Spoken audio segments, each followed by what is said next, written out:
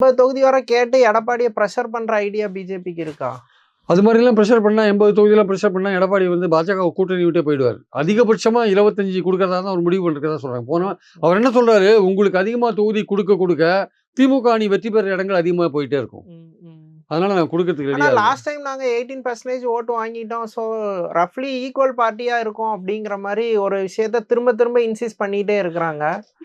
அது சீட்ல டிமாண்டிங்ல அது இருக்குமா? இல்லைங்க, 18% பார்லிமெண்ட்டுக்கு போட்ட ஓட்டுங்க. சட்டசபையில் பாருங்க, சவுத்தில் இருக்கிற 58 சீட்டில் 15 சீட் தானே அதிமுக வின் பண்ணிச்சு. அதிமுக பாஜக கூட்டணி 15 இடத்துல தான் வின் பண்ணாங்க.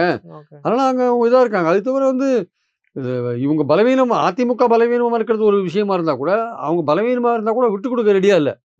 அவங்க என்ன நினைக்கிறாங்க, நம்ம விட்டு கொடுக்க வேண்டிய அவசியம் இல்லை, அதிகமான சீட் கொடுத்தா அந்த இடத்துல திமுக வின் பண்ணிட்டு போயிடும்.